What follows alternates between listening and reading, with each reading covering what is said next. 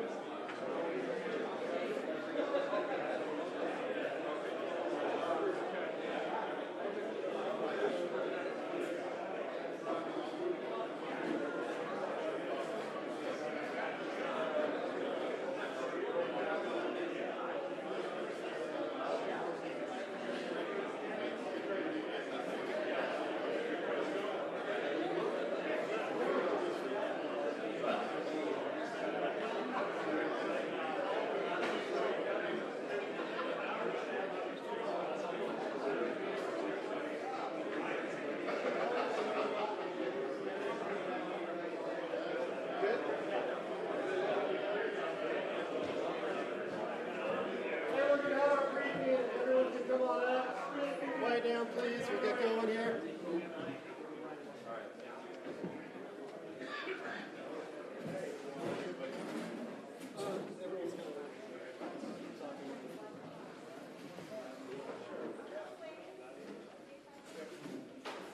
All right. Hello. Welcome to the 1400 or 1600 briefing for March 5th for front number 3.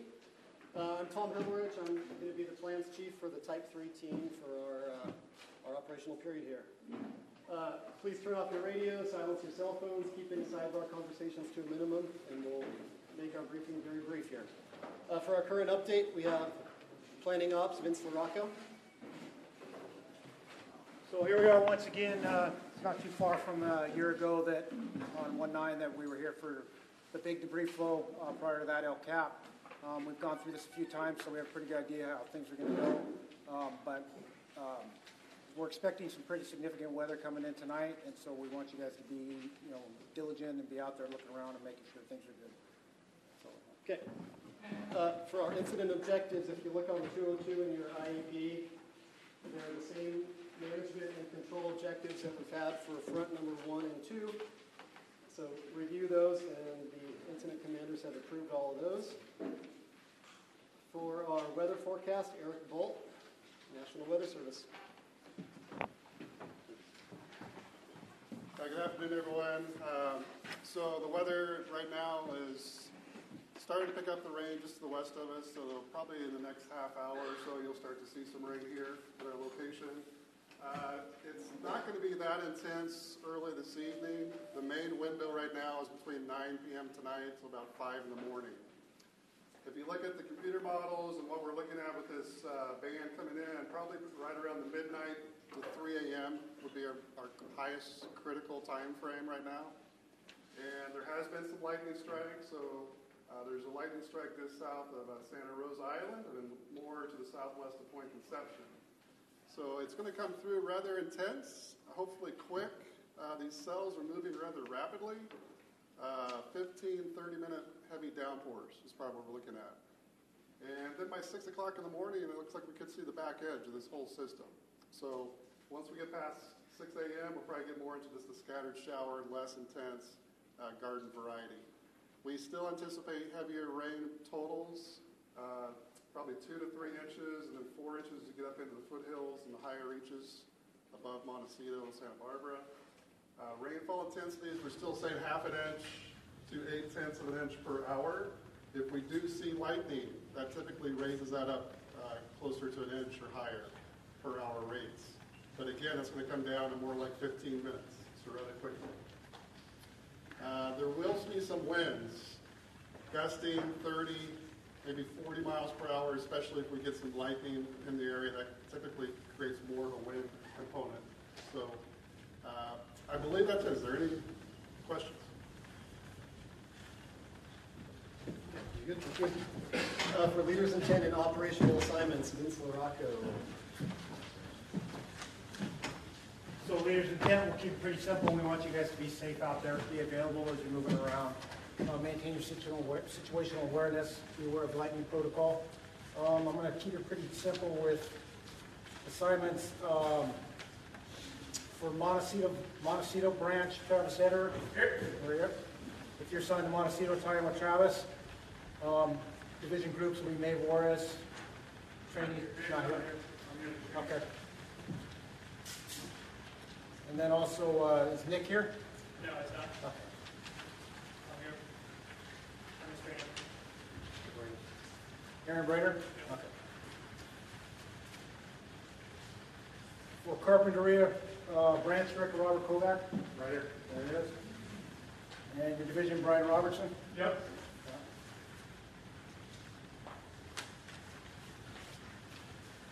Santa Barbara City, Chris Mills. Here. Joe Diaz. Here. There you go. Sorry. Santa Barbara County, DeAndre Wiley. Right here. Right there. And then there's nobody, well, Scott will ready to sign the north, but we have no resources to sign at that point. And then our law branch, Brian Diaz. And then our operations, Rob Haddon.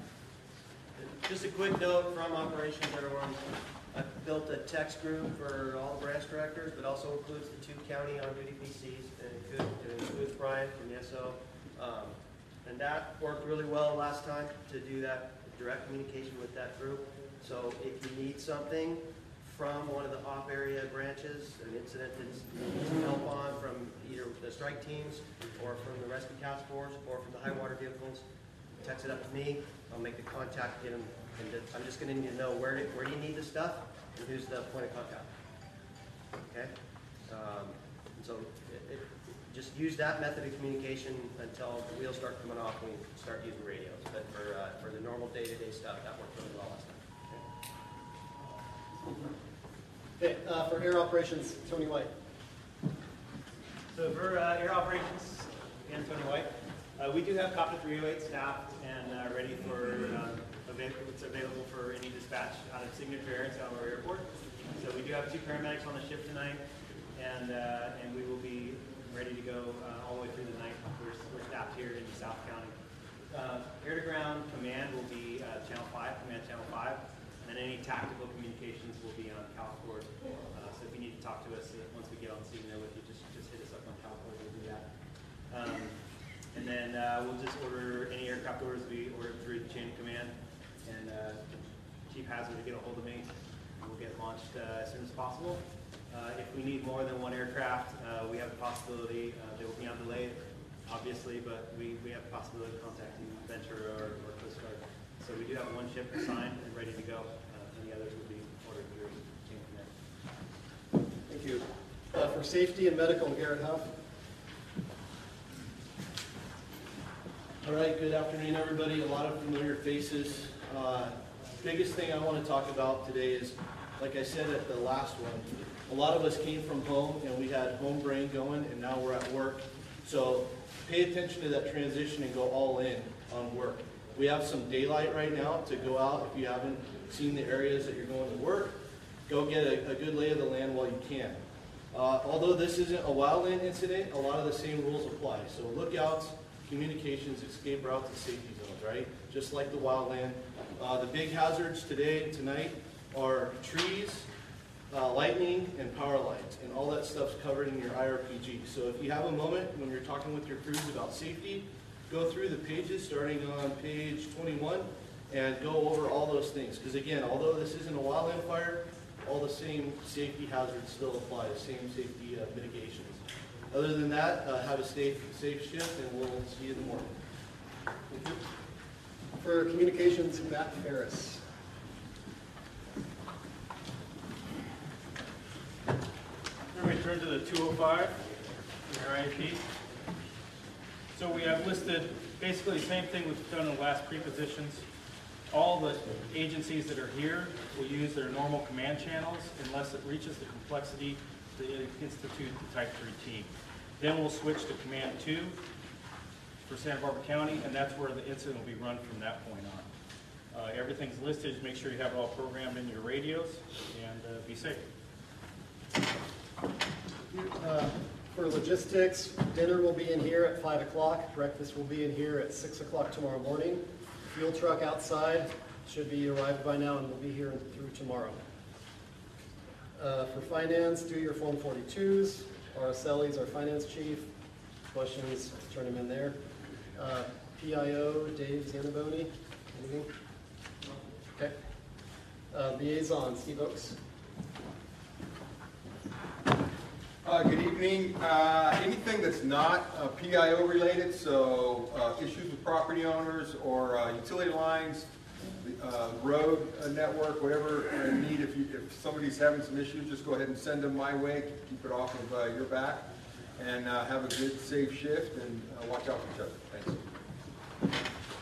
Thank you. Our agency administrator, Chief Hartwig.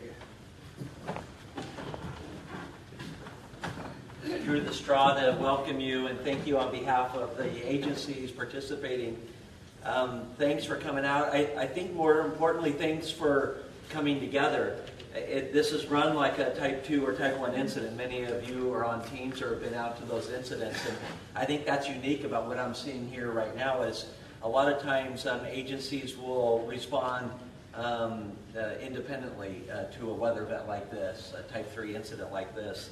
And together, everybody has put their expertise and their piece and responsibility together, and they're working together, and that's impressive.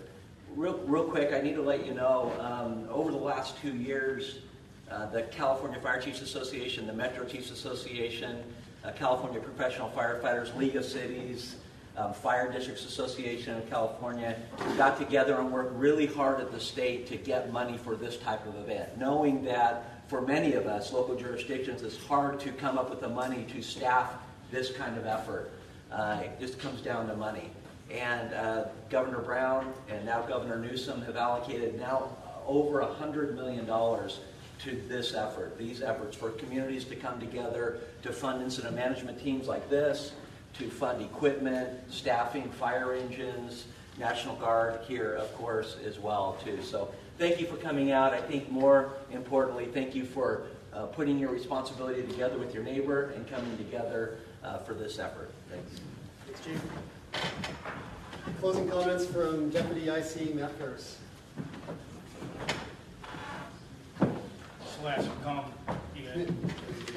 So this is our third deployment this year. It's our front. Last month was on February 2nd, which is Groundhog Day, and I heard a lot of references to that.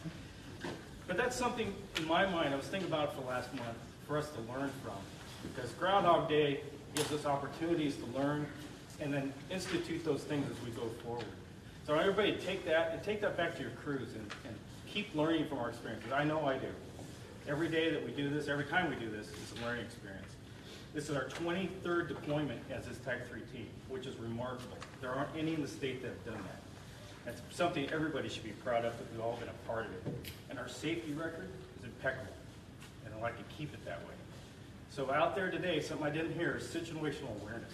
Be aware of what's going on out there, be aware of what's coming, get the high ground, and watch your back. Watch your neighbor's back. We're here for the community. Be receptive to them. They have questions, they come to you. Go to them and answer their questions. And that, be safe, and thank you everybody for coming here. Thank you. That concludes our operational briefing. Turn your radios and phones back on.